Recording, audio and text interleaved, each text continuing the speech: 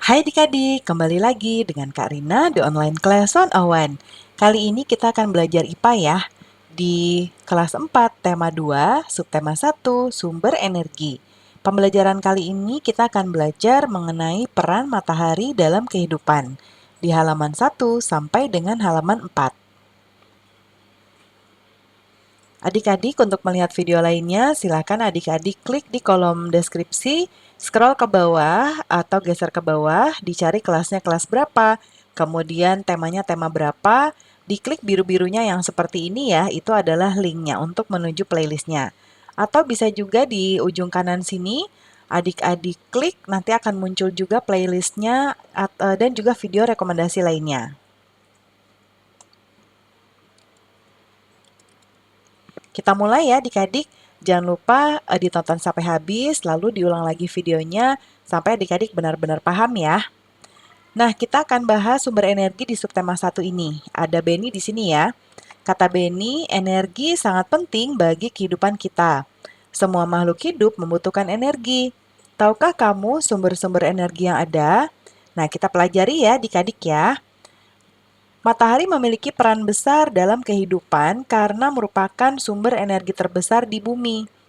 Nah, panas matahari berpengaruh terhadap aktivitas manusia dan makhluk hidup lainnya di bumi.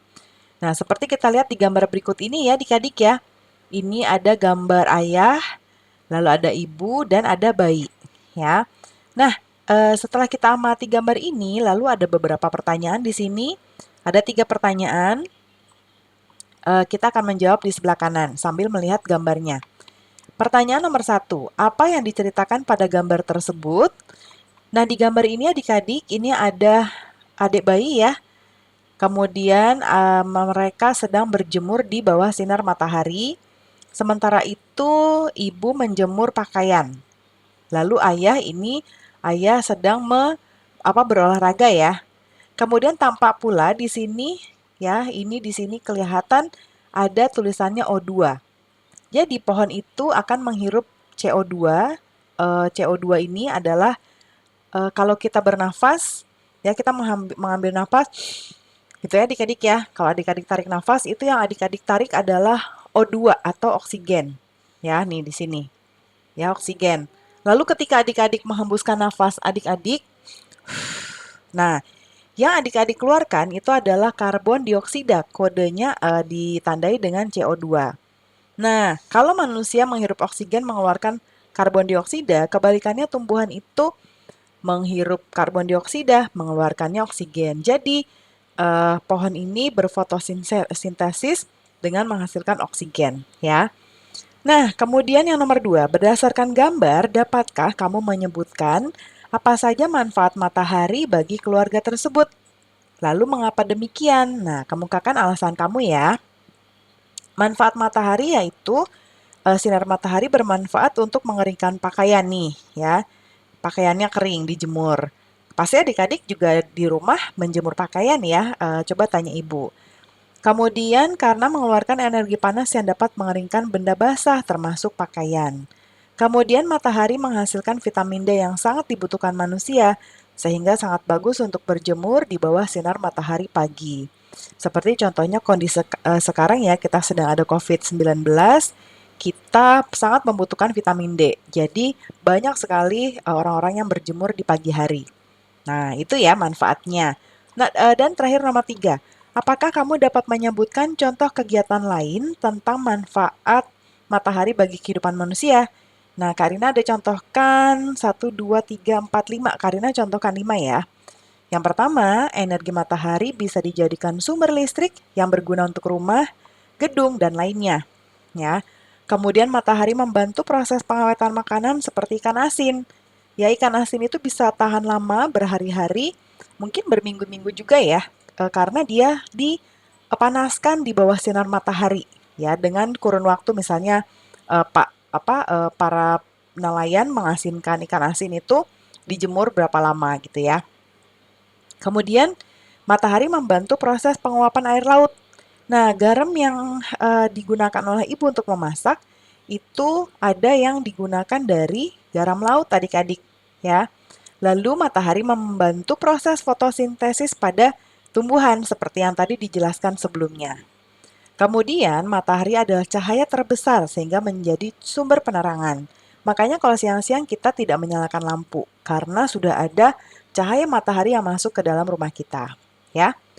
Nah, kemudian pertanyaan berikutnya ada di sini adik-adik. Buatlah tulisan dengan menggunakan jawaban-jawabanmu di atas. Nah, tadi kan kita sudah menjawab di sini. Kita akan ubah menjadi paragraf. Ya, Karina contohkan.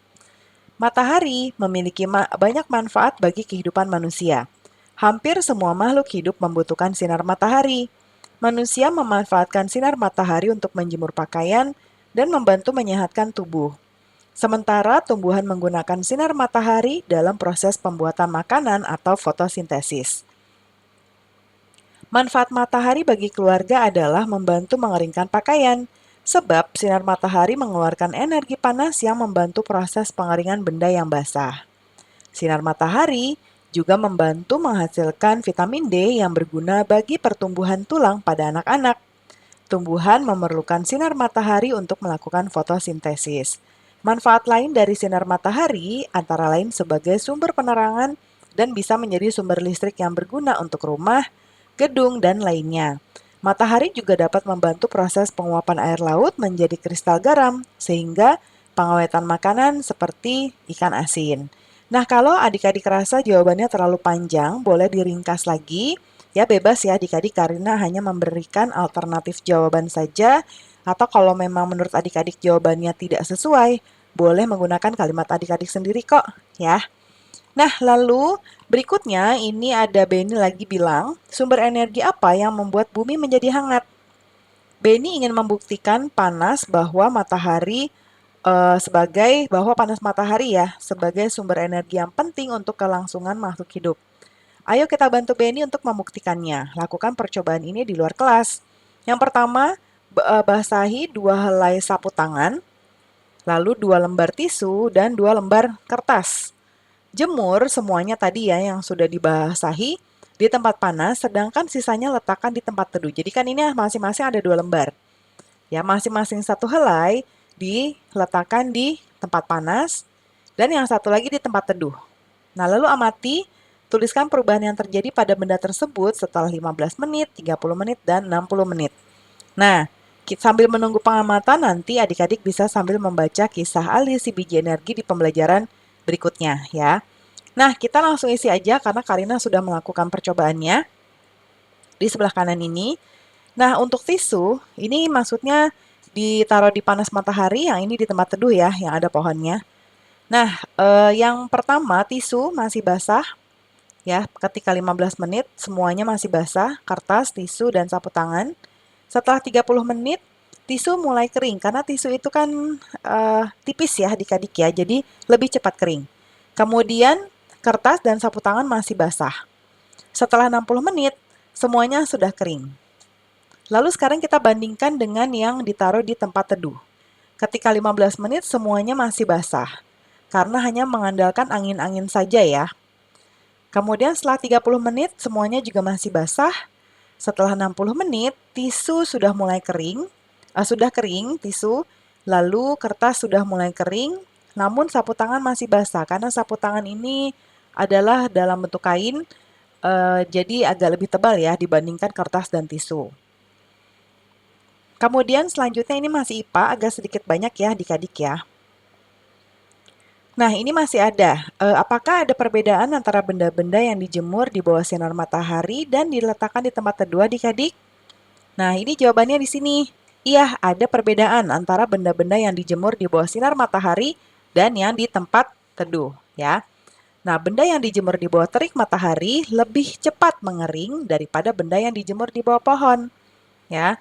Lalu kemudian diskusikan dengan temanmu ya di pertanyaan yang ini, apakah penyebab perubahan dan perbedaan tersebut?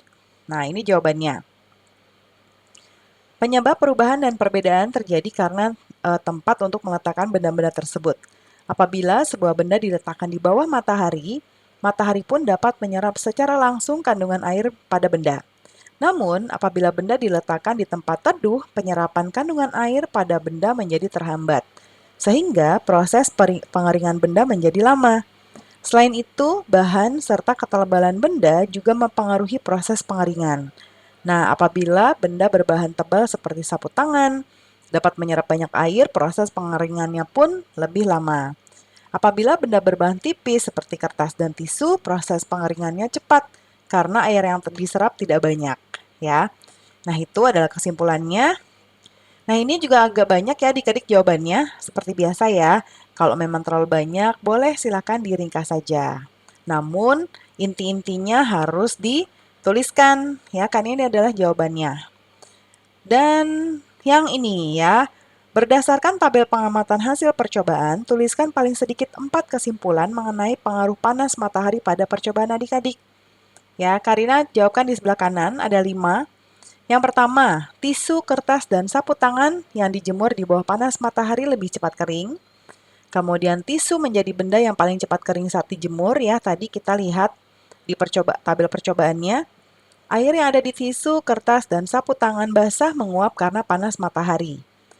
Lalu yang keempat, menjemur tisu, kertas, dan sapu tangan di tempat teduh lebih lama kering karena tidak terkena panas matahari, sehingga penguapan air pada benda-benda tersebut lebih lama.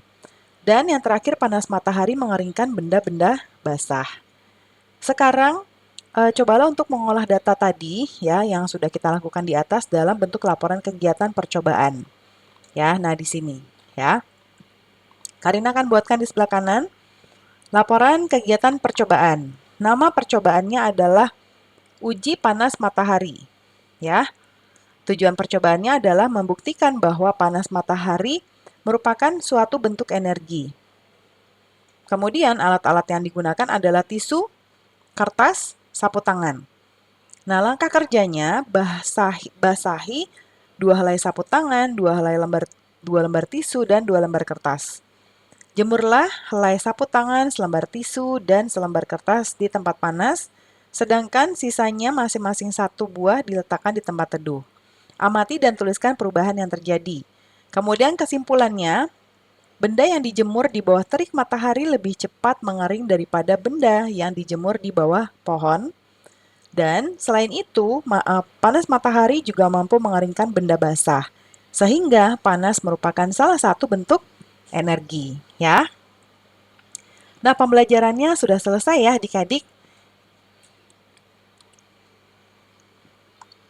Terima kasih sudah menonton sampai akhir. Mohon dimaafkan apabila ada kesalahan dalam perkataan maupun dalam materi yang diberikan. Sampai jumpa di pembelajaran berikutnya ya. Dadah!